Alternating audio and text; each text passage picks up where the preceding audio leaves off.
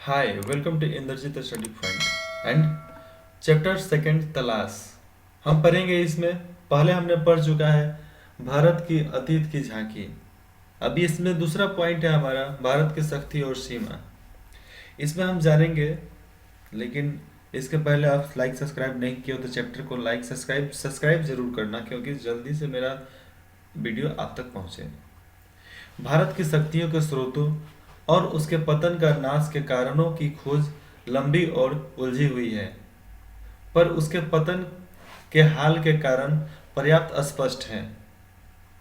भारत तकनीक के दौर में पिछड़ गया और यूरोप जो तमाम बातों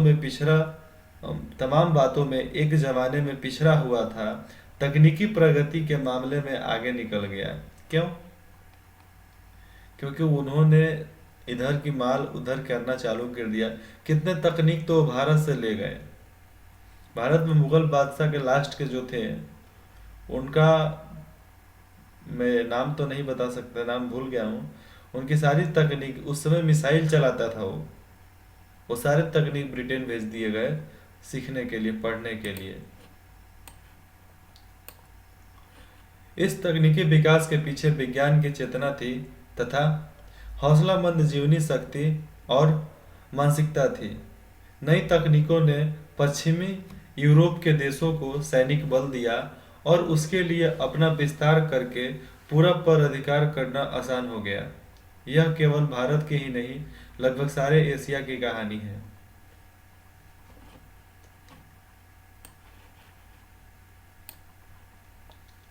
ऐसा क्यों हुआ? इस गुत्थी को सुलझाना ज़्यादा मुश्किल है, क्योंकि पुराने समय में तो भारत में मानसिक सजगता, मतलब लोगों को मानसिक तौर पे इंटेलिजेंट इंटेलिजेंट मतलब आपको बताया तेज, उस समय बहुत चतुर लोग कम होते थे। तकनीकी कौशल की कमी थी नहीं, किंतु बाद की दसियों में उत्तरोत्तर गिरावट का आभास होने लगा है। जीवन की लालसा और उद्यम उद्यम मतलब फैक्ट्री, और लालसा मतलब जिज्ञासु, डिजायर। उद्यम की कमी आ गई, रोजगार की कमी आ गई, फैक्ट्रियों की कमी आ गई। उस समय छिन छिन होती रचनात्मक प्राकृतिक प्रवृत्ति की जगह अनुकरण की प्रवृत्ति ले लेती है, जहां कामयाबी के साथ विद्रोही विचार पद्धति के प्रकृति और ब्रह्मांड के सदस्यों को भेदने का प्रयास किया था।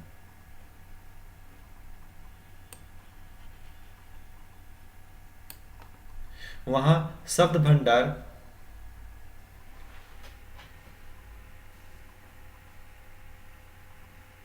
वहां शब्द आडंबर से लैस भाष्यकार भाष्यकार उसकी जगह लेता दिखाई देने लगा। भारत के बुजुर्ग लोग, मतलब बुजुर्ग क्या बोले, रजवाड़े जो थे, इतने बड़े मूर्ख थे जिनको भाई भाई से झगड़ा हो जाता था। आज भी भाई भाई में झगड़ा होता है, उस समय भी होता था। क्यों? उस समय से ही हम लोगों के रक्त में, खून में बहता आ रहा है कि झगड़ा करना है तो करना है, जमीन जायदाद के लिए झगड़ा करना है तो करना है। इतने लोग राम जी को मानने वाले हैं। कितने लोग हैं? बहुत लोग हैं राम जी को मानने वाले। और राम के भाई ने तो झगड़ा नहीं किया था। एक लक्ष्मण जी बोले थे, फिर भी उनको राम जी समझा दिया करते थे। तो फिर तुम राम भक्त होकर कैसे लड़ लेते हो भाई? बताओ जरा। आगे देखो। भव्य काल और मूर्ति निर्माण का स्थान जटिल पचिकारी पचिकारी वाला सावधानी से की गई निकासी लेने लगी। उस समय पचिकारी, वो दीवार में देखते होगे इधर उधर गोता लगा रहता है, छोटा छोटा पत्थर, वो वाली, उसको सावधानी से लगाई जाती थी, निकासी करके काट कर फिर उसमें बैठाया जाता था। प्रभावी किंतु सरल, सजीव और समृद्ध भाषा की जगह अत्यंत अलंकित और जटिल साहित्य शैली ने ले ली। तो उस समय हम लोग पाली लिपि का यूज करते थे। अभी देवनागरी का यूज करते हैं ना, हिंदी देवनागरी में आता है, इंग्लिश आता था, तमिल आता था, लेकिन उस समय पाली और फारसी लिपि का प्रयोग किया जाता था। और इतने हमारे भाषा अलग अलग थे कि एक राज्य के एक जगह के दूसरे जगह के लोग समझ नहीं पाते थे। इसीलिए थोड़ी सी मुश्किल हो गई और यहाँ के लोग पिछड़ते गए बिछड़ते गए पिछड़ते गए। साहसिक कार्यों की तलाश, साहसिक कार्यों की लालसा और छलकती हुई जिंदगी, जिसके कारण सुदूर देश, एक सुदूर देश है, सुदूर देश में भारतीय संस्कृति का प्रसार संभव हो सका था। क्षीण हो चली और उसके स्थान पर महासागरों को पार करने पर विवेकपूर्ण चेतना लुप्त होती गई और अतीत की आधी मूर्ति पूजा ने उसकी जगह ले ली।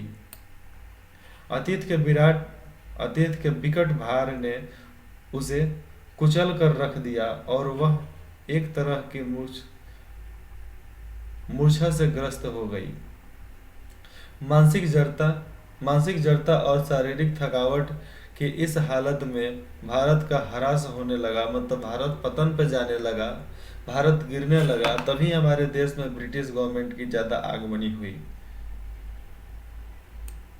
वह गतिहीन और जड़ हो गया, गतिहीन धीरे हो गया और कमजोर होने लगा, जबकि विश्व के दूसरे हिस्से प्रगति के पथ पर बढ़ते गए और विश्व के बाकी जो हिस्से थे वो प्रगति के पद पर बढ़ते गए थे।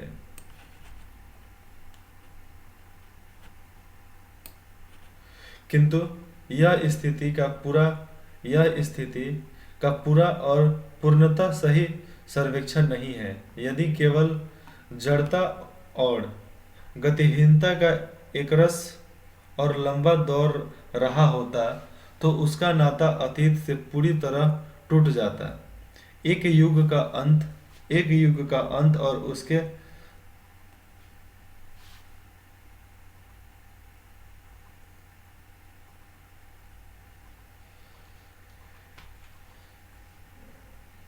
उसके विध्वंस अवशेषों पर किसी नई चीजों का निर्माण होता। मतलब अगर ऐसा होता कि हम पूरे कमजोर विलुप्त हो जाते तो दूसरी सोसाइटी, दूसरे लोग आकर यहाँ दूसरा समाज जरूर कुछ ना कुछ बनाता, लेकिन ऐसा नहीं हुआ था। हम लोग कमजोर नहीं पड़े थे। इस तरह का कर्म भंग नहीं हुआ और भारत में भी निरंतरता बनी रही। उसके अलावा समय समय पर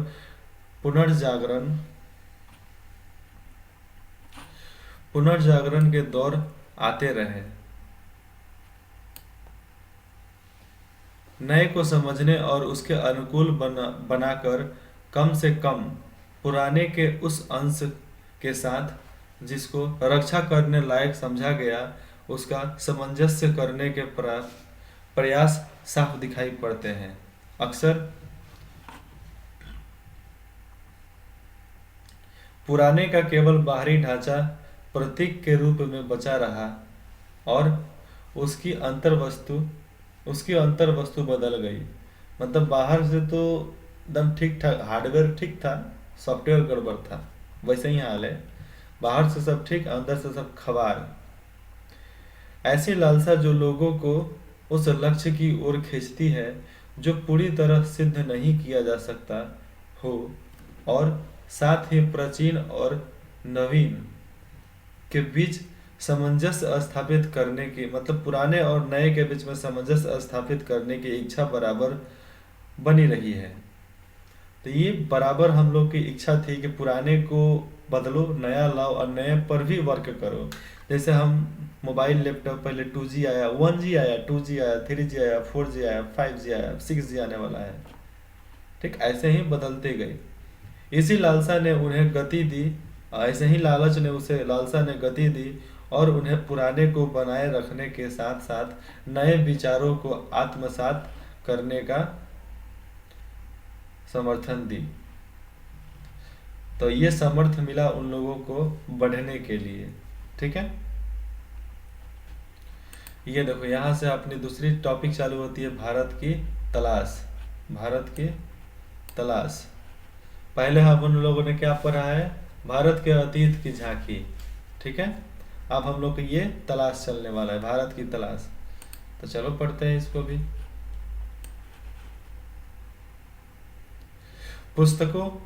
प्राचीन प्राचीन स्मारकों और विगत सांस्कृतिक उपलब्धियों ने मुझ में एक हद तक भारत की समझ तो पैदा की, लेकिन मुझे उससे संतोष नहीं हुआ।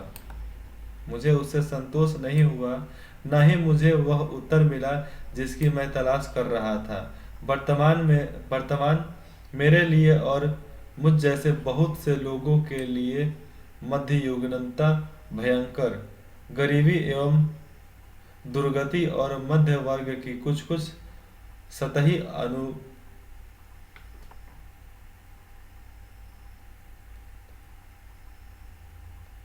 आधुनिकता का विचित्र मिश्रण है।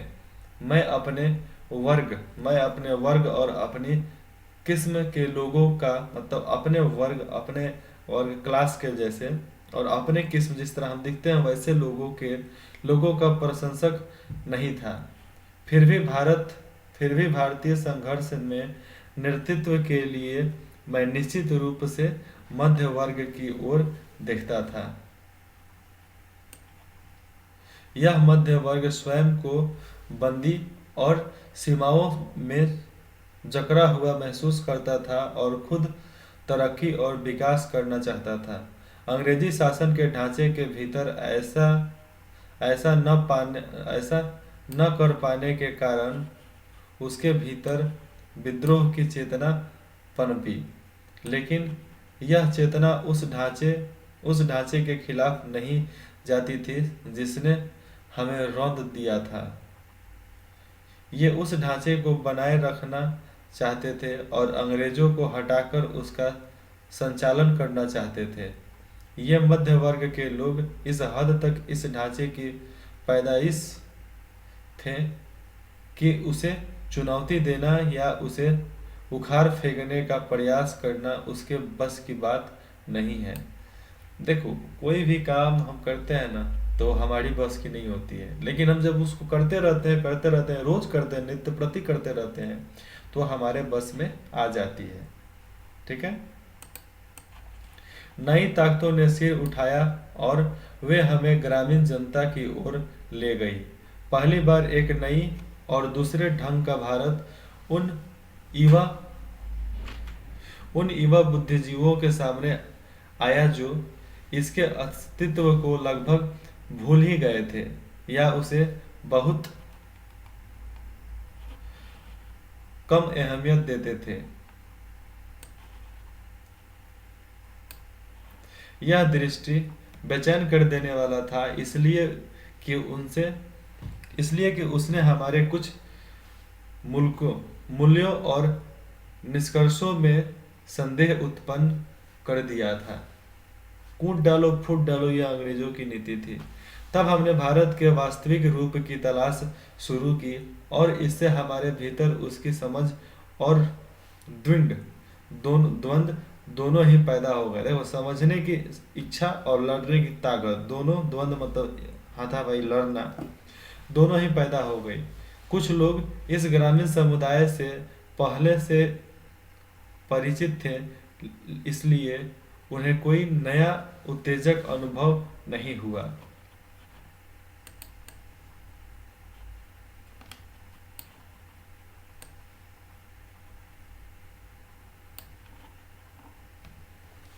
पर मेरे लिए यह सही अर्थों में नई तलाश के लिए यात्रा थी। तलाश, चैप्टर का नाम तलाश के लिए यात्रा थी। गोया के मुझे बराबर अपने लोगों की असफलताओं और कमजोरियों का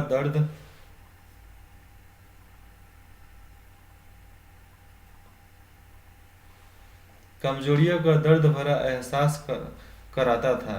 पर भारत के ग्रामीण जनता में कुछ ऐसा था जिसे परिभाषित करना कठिन है, पर उसने मुझे बराबर आकर्षित किया। उसमें कुछ ऐसी बात थी जो मध्य वर्गों में अनुपस्थित थी। मैं आम जनता की अवधारणा को काल्पनिक नहीं बनाना चाहता। मेरे लिए भारत के लोगों का अपनी सारी विविधता के साथ वास्तविक अस्तित्व है। ऊपर कर देता हूँ। वास्तविक अस्तित्व है।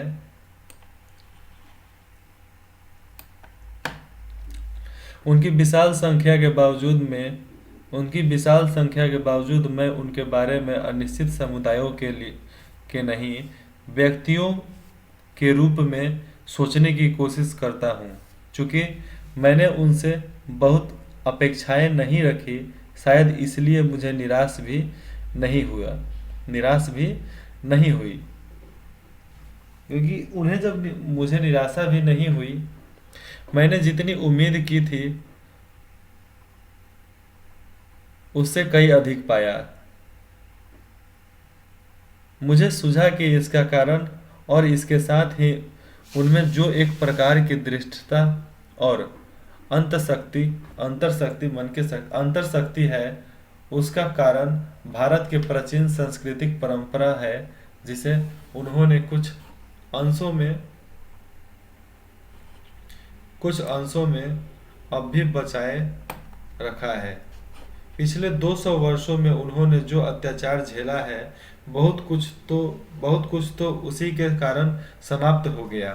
फिर भी कुछ तो ऐसा बच रहा है जो सार्थक है, और उसके साथ बहुत कुछ ऐसा है जो निरर्थक और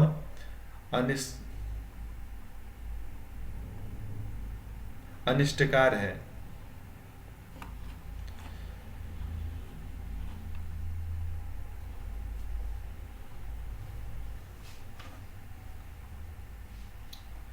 मतलब ऐसा है कि किसी का अर्थ नहीं जो निष्ठकार है, जिसका कोई काम नहीं, जिसका कोई अर्थ नहीं।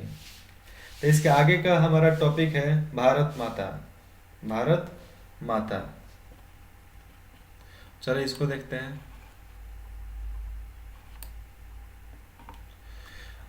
अक्सर जब मैं एक के बाद एक सभा में जाता तो श्रोताओं से मैं अपने इस देश की चर्चा करता, हिंदुस्तान की, और साथ ही भारत की जो जाति के संस्थापक भारत के नाम पर आधारित इसका प्राचीन सांस्कृतिक नाम है।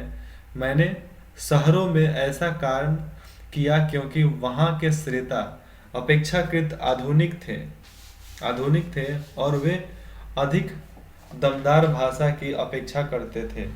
पर सीमित नजरिया वाले, मतलब जिनके सोचने का लिमिटेशन कम होता है, कम सोचने वाला,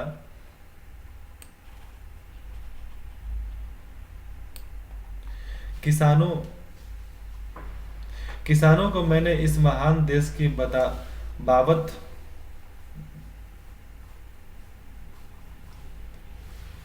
किसानों को मैंने इस महान देश की बाबत बताया, जिसकी मुक्ति के लिए हम संघर्ष कर रहे हैं,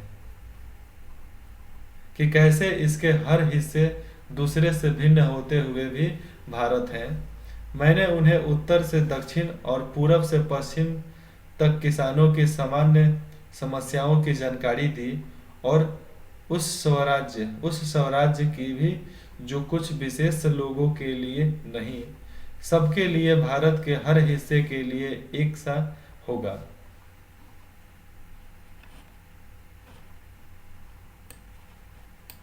मैंने उन्हें सुदूर उत्तर पश्चिम में खैबर पास से कन्याकुमारी या केप कुमरिन तक अपनी यात्रा के बारे में बताया। मैंने बताया कि कैसे हर जगह मुझे किसानों ने एक जैसे सवाल पूछे, क्योंकि उनकी समस्याएं सामान्य थीं। गरीबी, कर्ज, निहित स्वार्थ, जिम्मेदारी, महाजन, भारी लगान और कर, पुलिस के अत्याचार, और ये सब उस ढांचे में लिपटे हुए थे जिसे हमारे ऊपर विदेशी हुकूमत ने आरोपित किया था। साथ ही यह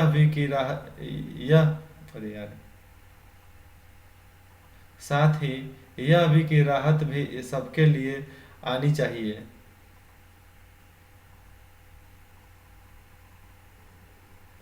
मैंने इस बात की कोशिश की कि वे भारत को अखंड मानकर उसके बारे में सोचें, साथ ही थोड़ा बहुत उस विराट विश्व के बारे में भी सोचें जिसके हम एक हिस्से हैं। कौन कहता है हमारे बदलने से भारत नहीं बदलेगा? बदलेगा, क्योंकि तुम भारत में एक हो तो तुम 1/140 करोड़ भारतीय हो। इसे में 1/1/140 करोड़। यह काम बहुत आसान नहीं था, पर उतना मुश्किल भी नहीं था जैसा मैंने सोचा था। हमारे प्राचीन महाकाव्यों, पुराग्रंथों और दंत कथाओं की उन्हें पूरी जानकारी थी। इस साहित्य ने अपने देश की अवधारणा से उन्हें परिचित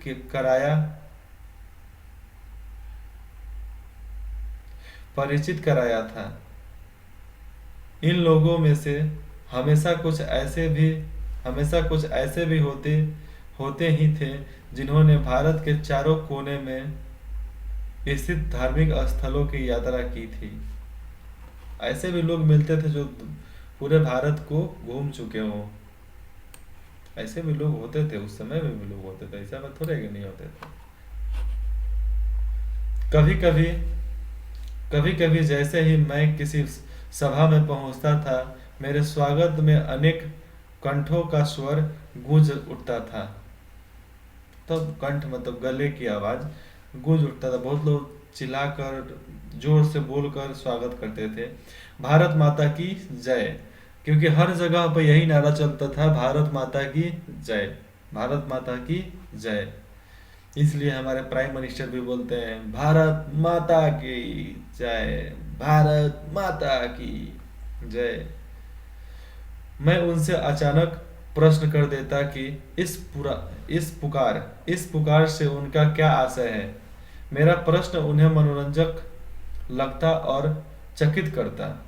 उनकी ठीक ठीक समझ में नहीं आता कि वे मुझे क्या जवाब दें, और तब वे एक दूसरे की ओर और फिर मेरे ओर ताकने लगते।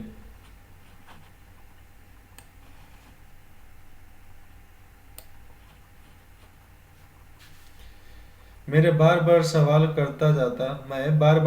करता जाता, आखिर एक हटा कट्ठा जाट मतलब पंजाबी, जिसका न जाने कितने पीढ़ियों से मिट्टी से अटूट नाता है, जवाब में कहता कि यह भारत माता हमारी धरती है, भारत की प्यारी मिट्टी, भारत की प्यारी मिट्टी। मैं फिर सवाल करता, कौन सी मिट्टी? उनके अपने गांव के टुकड़े की उनके अपने गांव के टुकड़े की, या जिले और राज्य के तमाम टुकड़ों की, या फिर पूरे भारत की मिट्टी? प्रश्न उत्तर का यह सिलसिला तब तक चलता रहा जब तक वे प्रयत्न करते रहते और आखिर में कहते हैं कि भारत वह सब कुछ तो है जो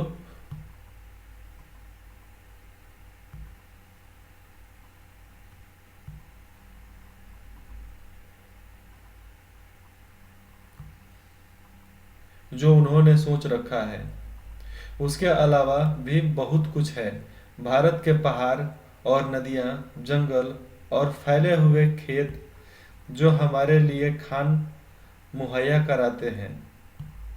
हम सब प्रिय हैं, लेकिन इस चीज का सबसे अधिक महत्व है कि वह है भारत की जनता। वह है भारत की जनता। भारत की जनता, उनके और मेरे जैसे तमाम लोग, वे सब लोग जो इस विशाल धरती पर चारों ओर फैले हैं। भारत माता मूल्य रूप से यही लाखों लोग हैं, और उसकी जय का अर्थ है इसी जनता जनार्दन की जय, इसी जनता जनार्दन की जय, भारत माता की जय मतलब इसी जनता जनार्दन की जय।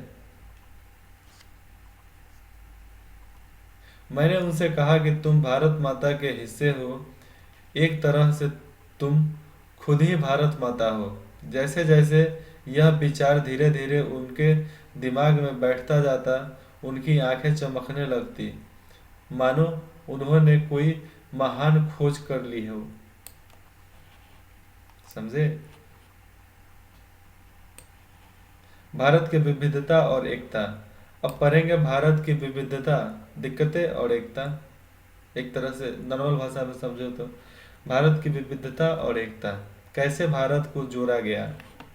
भारत की विविधता अद्भुत है, प्रकट है, वह सतह पर दिखाई पड़ती है और कोई भी उसे देख सकता है। उस इसका ताल्लुक शारीरिक रूप से भी है और मानसिक आदतों और विशेषताओं से भी।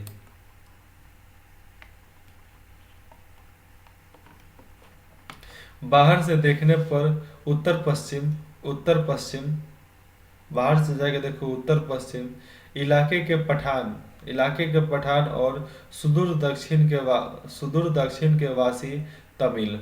इसमें ये उत्तर और पश्चिम में पठान, पूरब पश्चिम उत्तर दक्षिण ये होता है ना दिशा, तो उस समय उत्तर में हुआ करते थे, उत्तर और पश्चिम में।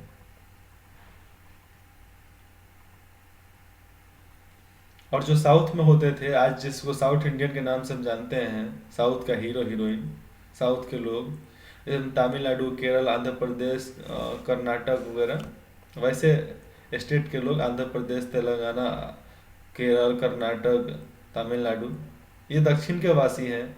तमिल में बहुत कम समानता है, उनकी नस्लें भिन्न हैं, उनके नस्लें भिन्न हैं, देखो ये हालांकि उनके भीतर कुछ समान सूत्र हो सकते हैं। वे चेहरे और शरीर गठन में, खाने और पकाने में और भाषा में एक दूसरे से भिन्न होते हैं। उत्तर पश्चिम सीमांत प्रदेश में मध्य एशिया के गमक तो है गमक तो है ही। वहाँ के बहुत से रीति रिवाज, जैसे कश्मीर के भी हिमालय के उस पार के देशों की याद दिलाते हैं। पठान को लोग पठान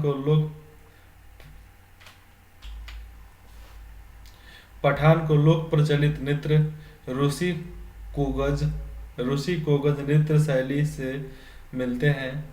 इन तमाम भिन्नताओं के बावजूद पठान पर भारत की छाप वैसे ही स्पष्ट है जैसे तमिल पर। ओके, वो लोग भी तमिल बोलते थे। इसमें कोई अचरज नहीं, क्योंकि सीमा के ये प्रदेश और साथ ही अफगानिस्तान भी भारत के साथ हजारों वर्षों से जुड़े रहे हैं। ये पुराने तर्क और दूसरी जातियां जो अफगानिस्तान और मध्य एशिया यहाँ पर देखो मध्य एशिया में बसी थी, इस्लाम के आने से पहले बौद्ध थी और उससे भी पहले वैदिक काल में हिंदू थी। देखो, हिंदू से वो बौद्ध हुए, बौद्ध से इस्लाम कबूल किए, इस्लाम से फिर हिंदू। तो देखो, जो लोग धर्म बदल देते हैं, धर्म क्या है? धर्म तो होता ही नहीं है। धर्म तुम्हारे मन में है, तुम्हारा मन कौन बदल सकता है भाई? एक गर्लफ्रेंड एक लड़की के लिए तुम अपना मन बदल नहीं सकते, इसीलिए मन बदल दोगे? पॉसिबल ही है, पॉसिबल ही नहीं है तुम्हारे लिए।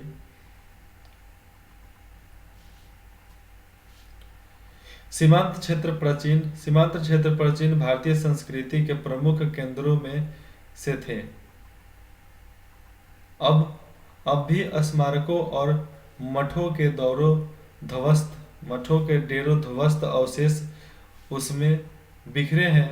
विशेष रूप से तक्षशिला के महान विश्वविद्यालय तक्षशिला के महान विश्वविद्यालय जो 2000 वर्ष पहले अपनी प्रसिद्धि की चरम सीमा पर थी। 2000 साल पहले तक्षशिला तक्षशिला विश्वविद्यालय अपने चरम सीमा पर थी। वहां से लाखों लोग पढ़ने आते थे वहां पे।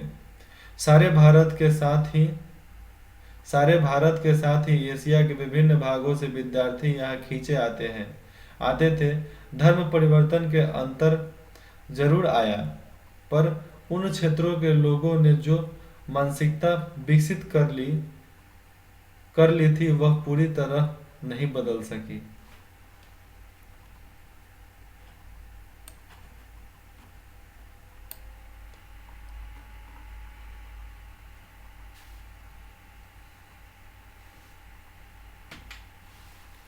पठान और तमिल दो चरम उदाहरण हैं। बाकी की स्थिति कहीं इन दोनों के बीच में है। सबकी अपनी अलग अलग विशेषताएं हैं, पर सब पर इसके भी गहरी छाप भारतीयता की है। यह जानकारी बेहद हैरत में डालने वाली है कि बंगाली, मराठी, गुजराती, तमिल, आंध्र, ओडिशा, असमी, कन्नड़, मलयाली, सिंधी, पंजाबी, पठान, कश्मीरी, राजपूत और हिंदुस्तानी भाषाभाषी जनता से बसा हुआ विशाल मध्य भाग कैसे सैकड़ों वर्षों से अपनी अपनी अलग पहचान बनाए रहा कैसे अपना अलग अलग पहचान बनाए रखा। ठीक है।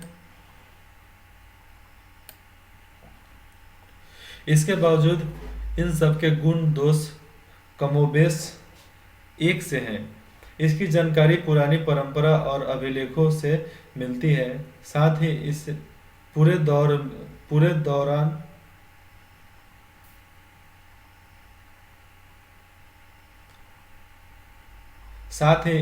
दौरान वे ऐसे भारतीय बने रहे हैं जिसकी राष्ट्रीयता विरासत एक ही थी और उनकी नैतिक और मानसिक विशेषताएं भी समान थी। प्राचीन प्राचीन चीन की अब देखो प्राचीन चीन की तरह प्राचीन भारत अपने आप में एक दुनिया थी, एक संस्कृति और सभ्यता थी जिसने तमाम चीजों को आकर दिया था। विदेशी प्रभाव आए और अक्सर उस संस्कृति को प्रभावित करके उसी में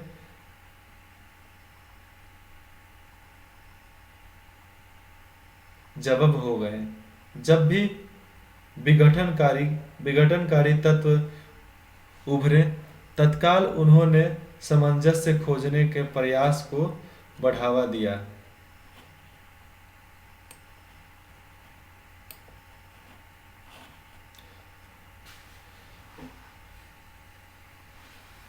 सभ्यता के आरंभ से ही भारतीय मानस में एकता के स्वप्न ने अपनी जगह बनाए रखी। इस एकता की कल्पना कभी किसी बाहर से आरोपित वस्तु या बाहरी तत्वों के या विश्व के मानकीकरण के रूप में नहीं की गई। मतलब बाहर के लोगों ने भारत की एकता के बारे में सोचा ही नहीं। भारत के लोगों ने सोचा सरदार वल्लभ भाई पटेल जिन्होंने भारत को जोड़ा, भारत माता को जोड़ा। इसके अंतर्गत विश्वासों और रीति रिवाजों के प्रति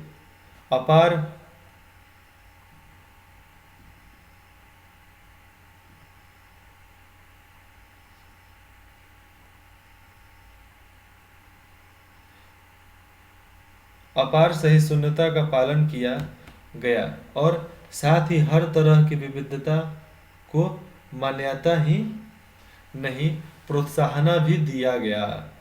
उस समय उसको बढ़ाने के लिए मान्यता आदेश से नहीं दिया गया, उसको प्रोत्साहन भी दिया गया। मतलब उसमें अपने से डोनेट करके भी उसको बल दिया गया कि चलो भाई तुम अपने विविधता और अपने संस्कृति को आगे बढ़ाओ।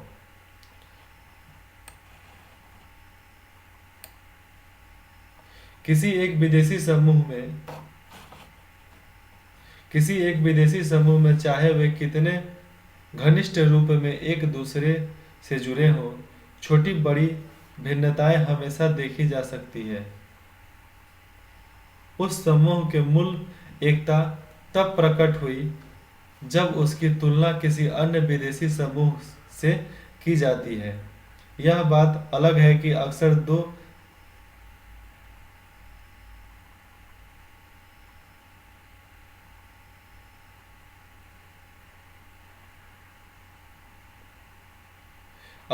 निकटवर्ती समूहों की भिन्नता सीमांत इलाकों में या तो धुंधली पड़ जाती है या वापस आ जाती है, आपस में घुल मिल जाती है।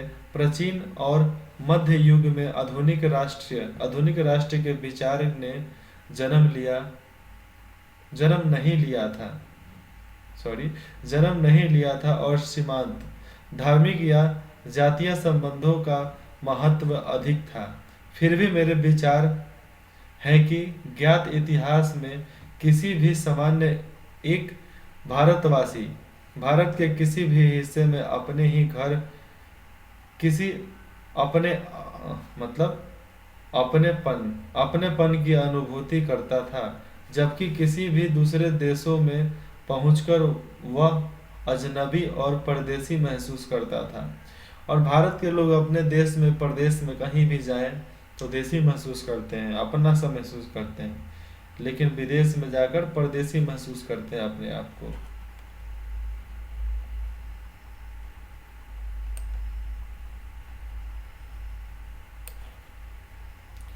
उन देशों में जाकर उन्होंने कुछ दूर तक उसकी संस्कृति या धर्म को अपना लिया था। उसे अजनबीपन का बोध निश्चित ही कम होता था।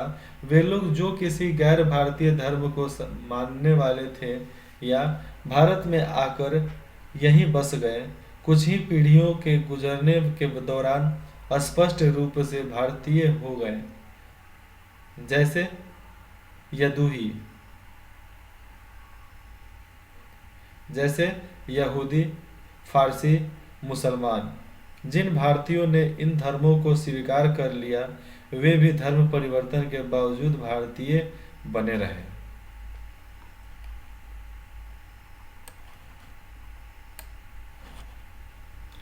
आज जब राष्ट्रवाद की अवधारणा कहीं अधिक विकसित हो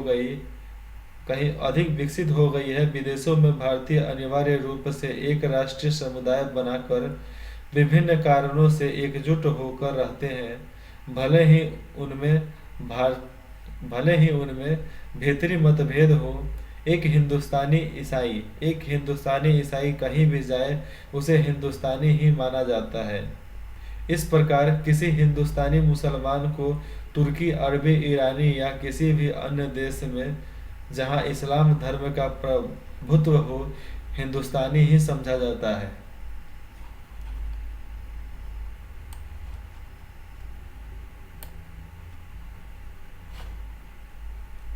मेरे ख्याल से हम सब के मन में अपनी मातृभूमि के अलग अलग तस्वीर हैं, और कोई दो आदमी बिल्कुल एक जैसा नहीं सोच सकते।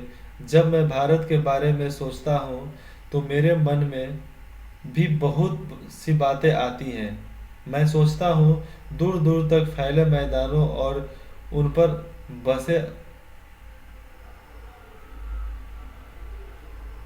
पर बसे अनगिनत छोटे छोटे गांवों के बारे में, उन कस्बों और शहरों के बारे में जिनकी मैंने यात्रा की।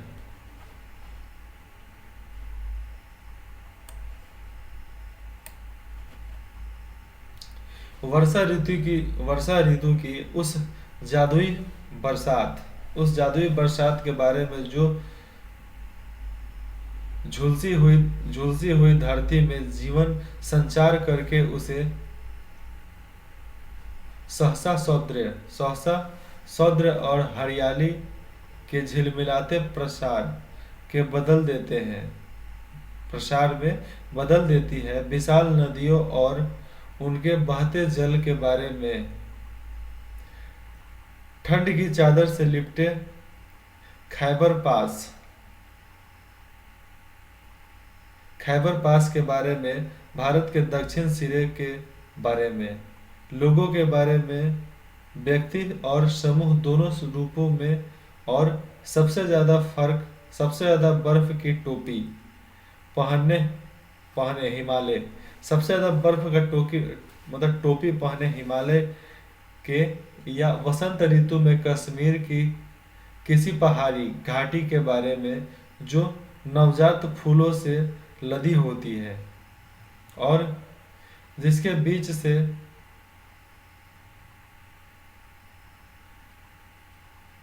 कलकल खलखल करते झरना बहता है। झरने की आवाज़ तो सुने ही होंगे तुमने, आपने, किस तरह वो आवाज़ करता है, एकदम मधुर आवाज़ करता है। वह अपनी पसंद की तस्वीर बनाते हैं और उसे सहेज कर रखते हैं। अब नीचे है जन संस्कृति।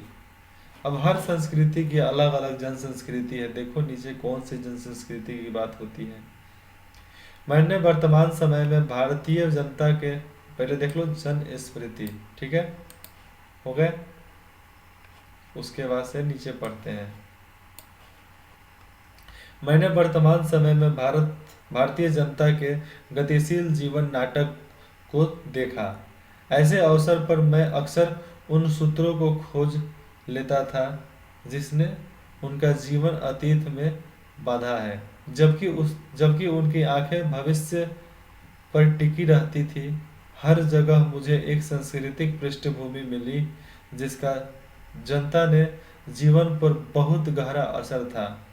इस पृष्ठभूमि में लोग प्रचलित दर्शन, परंपरा, इतिहास, मिथक और पुराणों का मेल था और पूरा कथाओं मतलब पुराने कथाओं का मेल था और इनमें से किसी को दूसरे से अलग करके देख पाना संभव नहीं था।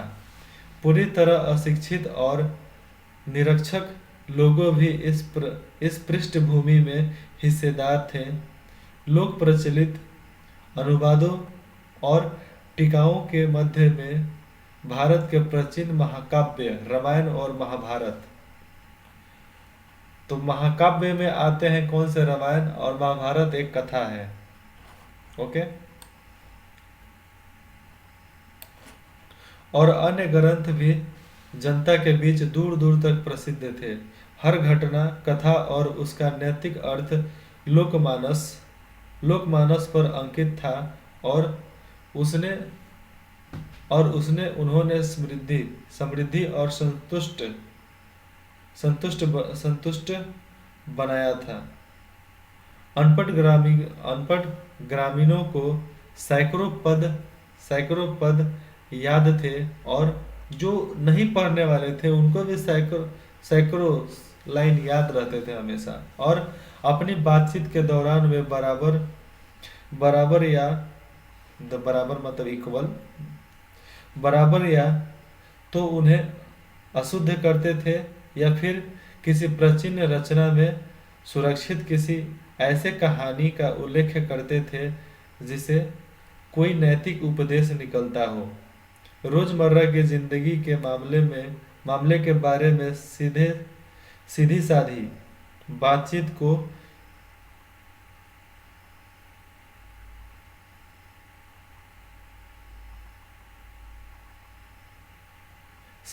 बातचीत को ये देहाती लोग जब इस तरह का साहित्यक मोड़ देते थे तो मुझे अक्सर बहुत आश्चर्य होता था। यदि मेरे मन में लिखित इतिहास और लगभग सुनिश्चित तथ्यों से निर्मित तस्वीरों का भंडार था, तो मैंने महसूस किया कि अनपढ़ किसान के मन में भी उसका अपना तस्वीरों का भंडार है। यह बात अलग है कि उसका स्रोत पुराकथाओं एवं परंपरा और महाकाव्य के नायक नायिका मतलब हीरो हीरोइन ही अधिक थी और इतिहास बहुत कम था। तीस पर भी बहुत तीस पर भी वह बहुत स्पष्ट होता था। मैं उनके चेहरे, उनके आकार और उनकी चाल ढाल को ध्यान से देता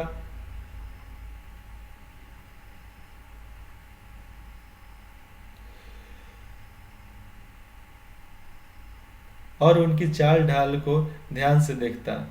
उनके बीच बहुत से संवेदनशील चेहरे,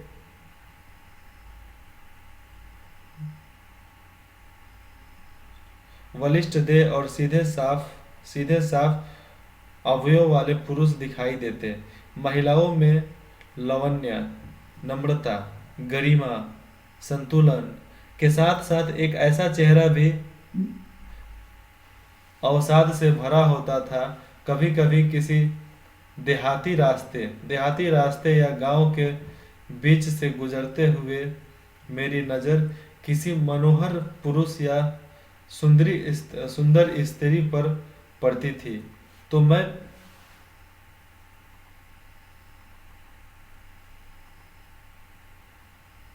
विस्मय विमुग्ध हो जाता था। वे मुझे पुरानों वे मुझे पुराने भित्र चित्रों की याद दिला देते थे।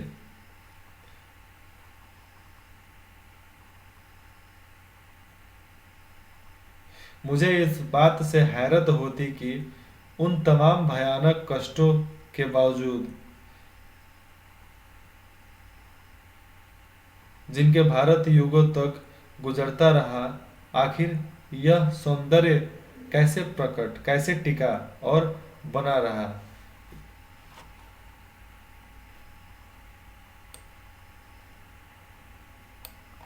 इन लोगों को साथ लेकर हम क्या नहीं कर सकते, बशर्ते इनके हालात बेहतर हो और इनके पास कुछ करने के ज़्यादा अवसर हो।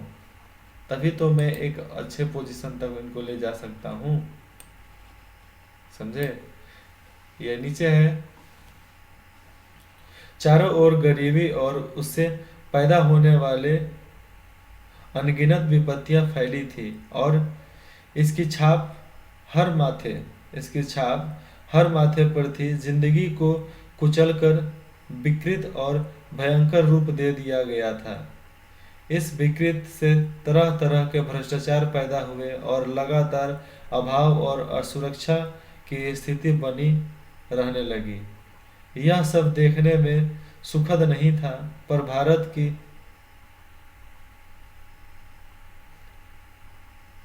भारत की असलियत यही थी।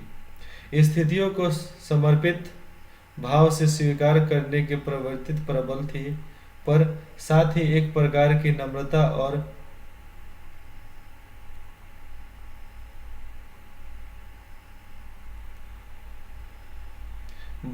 भलामन साहस थी।